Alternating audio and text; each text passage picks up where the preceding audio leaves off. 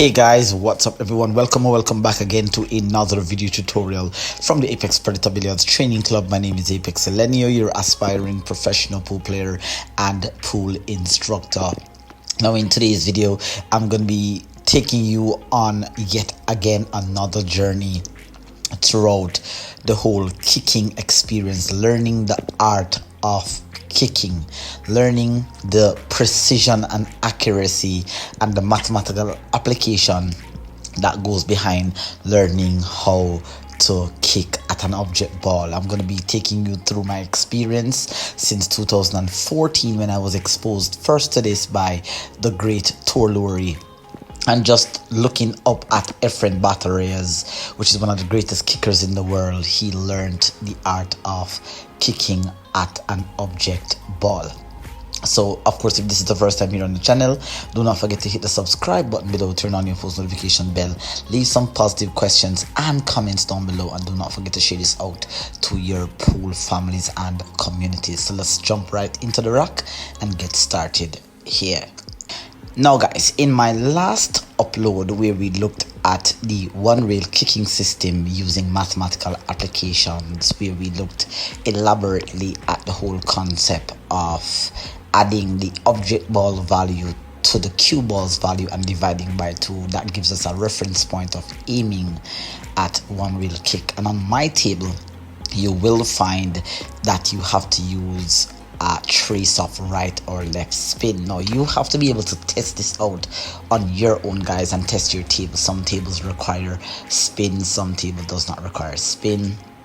You have to know the rails, if it's soft, if it's hard, if it's rebounding short, if it's rebounding long. You guys have to know that.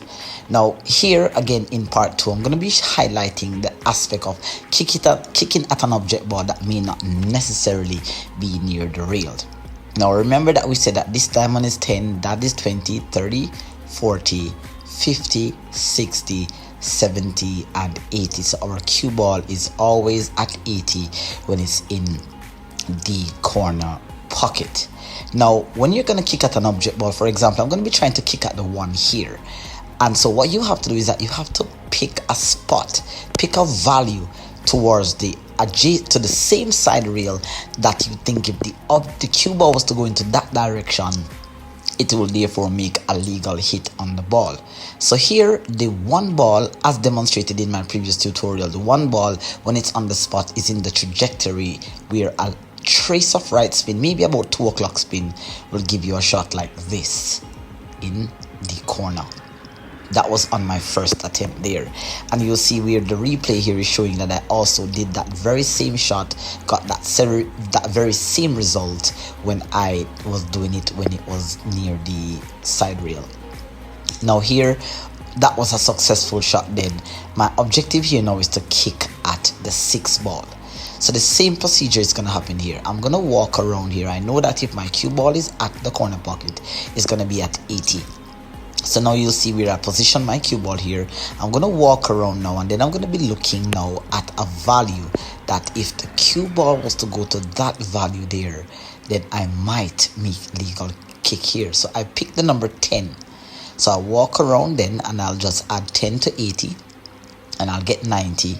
90 divided by 2 is 45. You'll see there then that I pick 45. Now I'm going to go around, I'm going to extend my shaft from 45 towards 10.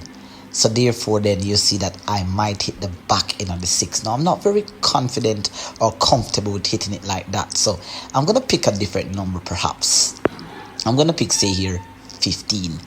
And so now I have to recalculate in my mind. 80 plus 15, that's 95. 95 divided by 2 is 47.5. You see where I'm pointing now and I'm looking. So 47.5, very close to that third diamond, just after the side pocket there. It gives me a better hit.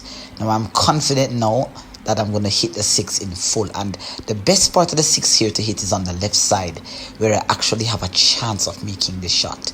Again, remember guys, on my table I have to use about 1 o'clock spin. So I'm going to aim at 47.5 and beautiful hit there. And you see that I got a nice result. Even though I was not actually focusing on the result of the kick, I'm just focusing on making a legal hit on the 6. I'm going to test for consistency here, because a lot of you guys I know might be asking, do you actually do this in an actual game? Well, I in particular, I'm a math teacher by profession, so I resonate well with mathematical calculations, and I do it very fast. For you may have to use feel, but feel or no feel, you still need a bit of mathematical application then to get a legal. No, you need a little bit of mathematical application to increase your sense of precision then. So you'll see that it works like magic, guys. I just want you guys to take 20 minutes of your day and you do stuff like this. Now I'm going to be going here at trying to kick at the 3 ball instead, and now I'm kicking at the rail. Not necessarily, I'm not kicking at the side rail now, I'm kicking at the end rail. Now you'll see here where my calculation changes a bit, because this diamond here is 10, right? That's 0. This is 10. This is 20. This is 30. So now I'm kicking at a diamond that is below 0. And if you know anything about math, you know that numbers below 0 is negative. So therefore now I need to kick at the 3 ball, which seems to be in the trajectory of diamond 10. So now instead of adding 10 to 80, I'm going to subtract 10 from 80. You'll see here where I'm looking at the calculation, the point of aim. So 10 minus 80, or 10 from 80 is 70. 70 divided by 2 is 35. Now I'm a little bit concerned about this kick, because I don't know the actual how it works. First I'm going to test it by staying consistent by using, as I said, 1 o'clock spin here. And so I get a fairly good hit on the left side. Wasn't the kind of hit that I would like. That was more of a hit to touch. You can see that I called the shot. So my intent here is to try to kick and get lucky, as Efren Bata would say. Yeah, get lucky. So now I know that for sure on my table, regardless if I'm kicking above or below the side pocket, I'm going to need 1 o'clock side spin. So here, that's a much better hit there on the 3, giving me more of a chance to meet the shot. Again, guys, the focus is not on the result of the kick. The focus is to try to understand the system behind kicking at a ball anywhere on the table. It doesn't matter where it is, you can find the part here. Now, my next attempt here is to try to kick at the 4 ball. And once again, it's the same procedure. Right, I'm going to go around, all the way around to this part of the table. I'm going to pick a value that I think if the cue ball heads towards that value, then I might be able to make contact. Now, we can see immediately that I picked the number 30 or the number 3. If you want to use powers of 10, it's up to you. So I picked 3. Now, in my mind here, 30 plus my cue ball's value, which is at 8, is 110. 110 divided by 2 is 55. So now you can see I got down, I'm aiming between the 2nd diamond and the 3rd diamond, and I'm going to kick here and make a legal contact on that 4. So you can see it works like magic. Now guys, while feel may work when it comes to kicking, there are many times I'm almost sure that when you kick at an object ball, you sometimes, even though the kick is easy, you still miss. Adding this extra layer is going to improve your game significantly. Now I'm going to be sharing with you here a different well not a different, I'm going to be sharing an alternative system. But before I get to that one, here I'm kicking at the 4 ball, which is again very close to the rail, which is a much easier kick. Same procedure here. I'm going to go ahead and subtract 10 away from 80, and I'm going to get 70, and 70 divided by 2 is 55. So you can see I'm looking at the ghost ball position for me to kick and cut that shot in. So see here it's 35. You see me aiming, and I'm looking that, okay, once I kick at 35 with running sides about 1 o'clock, I should make contact. Now remember, one of the rules when it comes to kicking is kick to make contact, do not kick to touch. Pardon me, kick to make contact, do not kick to make the shot, because on a good day you're going to make these shots here. Now I'm going to show you here an alternative system, and it's a system that I've done on my channel already, which is called the SID system. Please be sure to check that video out. It is going wild on YouTube here. I'm gonna make another attempt, and I want to try to make the shot. Boom, another legal contact. Almost made the shot there. Was a little aggressive, but as I said, on a good day you're gonna make these shots. Now, a lot of you guys may argue that what I'm about to do now, using an alternative system, you're gonna say probably because I got lucky, or maybe it's just your mind that's playing tricks on you. Believe me when I tell you that the system that I'm gonna share with you now is the most accurate one-wheel kick system that I've ever seen and I've ever used in my whole entire game. Now what you see me doing there is that I'm pointing at the diamonds, and here, this diamond here is 1, 2, 2.5, 3, 3.5, 4, and in between the pocket and that rail there is 4.5, and the pocket is 5.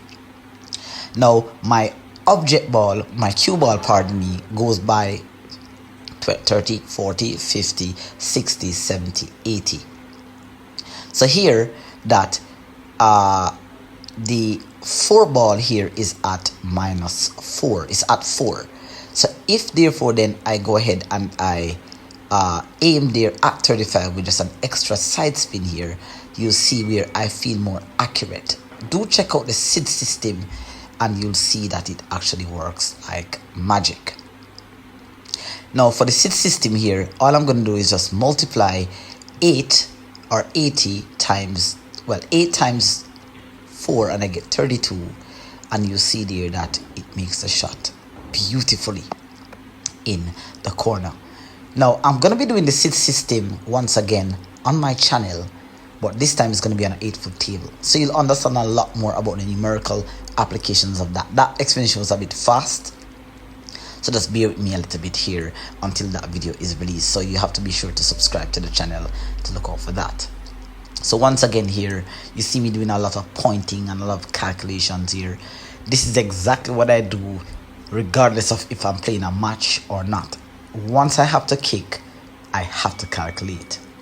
Now the 3 ball there is on diamond 3, and the cue ball is at diamond 8. So 8 times 3 is 24. Now when I multiply 8 by 3 to 24, I'm aiming about 4 increments below the second diamond, and you can see that it went full into the 3. Now I'm going to be testing for consistency here, and once again you have to test to see if it is that you're hitting the cue ball exactly where you're aiming and you're using the right amount of spin here. So now I'm going to try to kick at this shot again.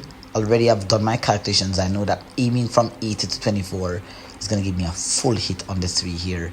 Beautifully, I got consistent results. So I know exactly that I'm hitting where I'm aiming. Now to make this shot is not easy, because you have to know your table, and you have to know if the object ball is going in full or it's going right in to the ghost ball section here.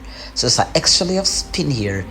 Boom, caught that 3 ball in. Woo, almost scratch. You can see, even though I'm doing the video, guys, you can obviously see that this is not a case where I'm actually saying that I'm going to make the shot. I can get lucky like I just did. So that, although was calculated to precision, was a little bit of luck along with a little bit of skill. Yeah, I get lucky.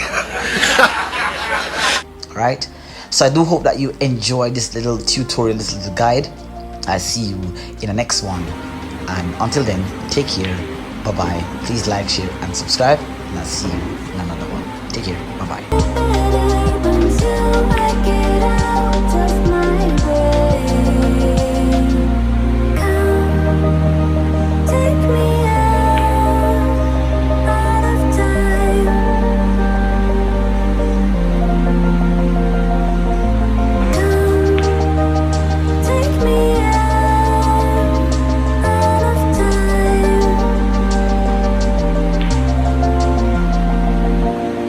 I lie awake